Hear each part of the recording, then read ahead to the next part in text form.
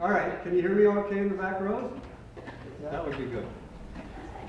Okay, I'd like to wish you a good afternoon and welcome to this Celebrate Research Week event, a talk by freelance journalist and author Deborah Campbell.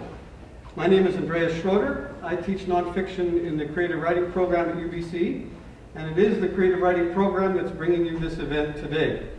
I'd also like to extend a special thanks to the Department of Theatre and Film and also to Jay Hendrickson for their help in organizing it as well.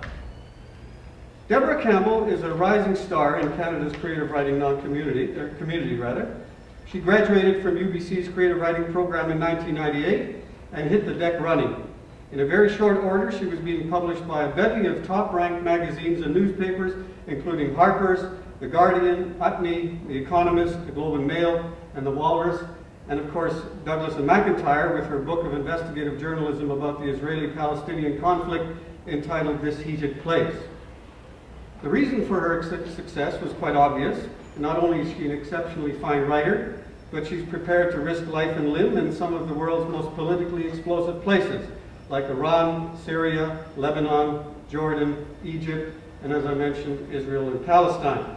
And we're not just talking about holding up in some green zone hotel and filing dispatches from the basement bar. We're talking immersive journalism here, as modeled by the likes of Ryszard Kapuscinski, getting right out there and living with the local people with all the unpredictability that can entail.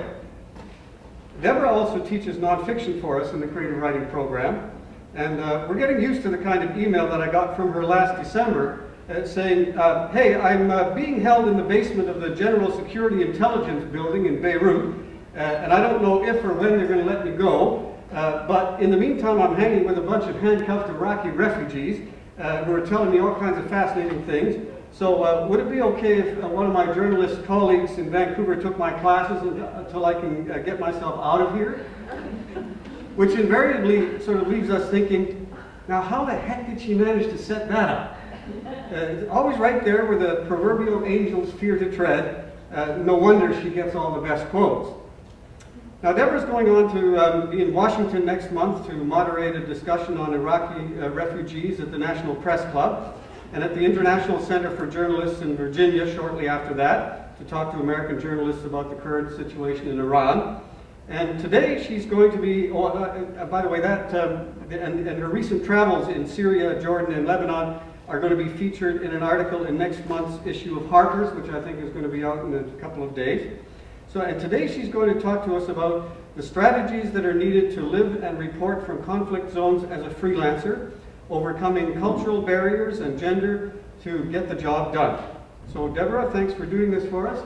The podium is yours.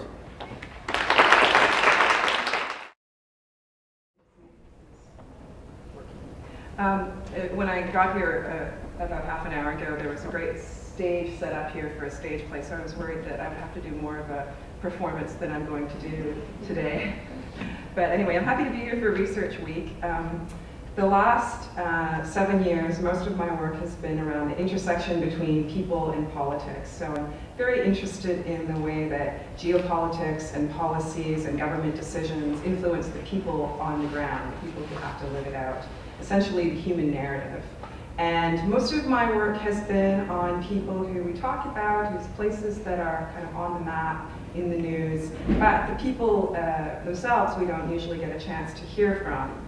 My interest is in the other, in societies and cultures that are different from our own. Now, Andreas was mentioning Ryszard Kapuscinski, who is one of my heroes of the literary journalism world, and he said that there are 3 responses to encountering the other. The first, he said, is to make war, and that's something that we see all around us. The second response to the other, he said, is to build walls. And that again is a fairly common response, even on the border between the US and Mexico, even talked about putting walls along the border with Canada as well.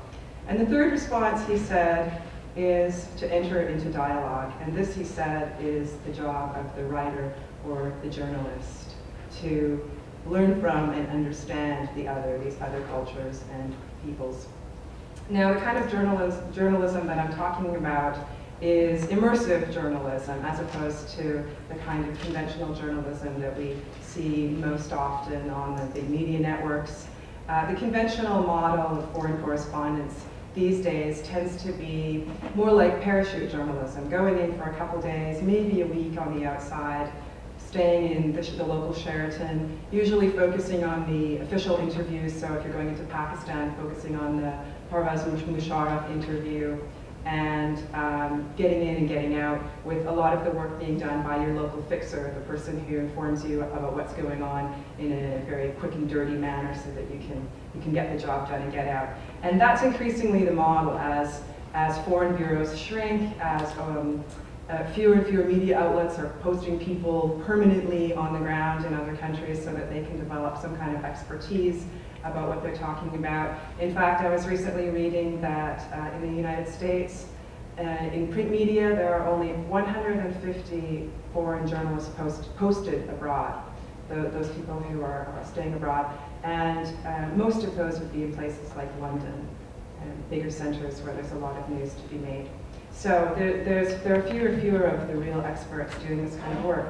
The kind of work that I do is much more immersive, which means going into a place, trying to stay as long as I can, usually for a few months, sometimes longer, getting an acquaintance with the language, and trying to translate that culture, unravel the complexities of that culture for the people that I'm writing for at home.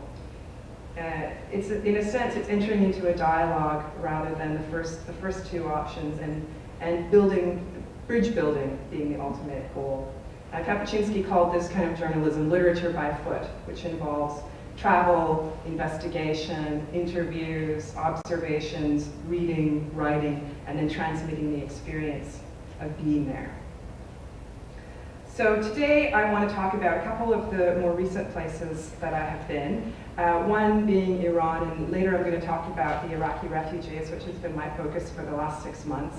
And I'm also going to talk about my methodology, how I go about doing it. Now, the word danger wasn't originally in the title I proposed for this talk, but since it is, I think I'm going to throw in a few of the dangers that I have been working with in the so-called axis of evil communities.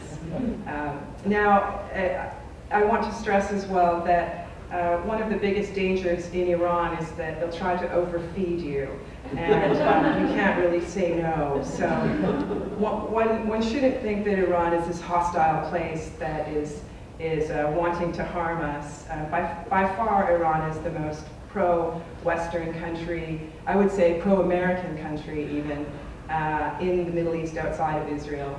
And although Iranians were often asking me what Westerners thought of them and whether we thought that they were all terrorists, they themselves were very good at distinguishing between a government and its peoples. They themselves distinguish that way in their own country, so they're aware that the representation that one has of a government doesn't mean that the people are this way. And it would be a good idea if we could do this too.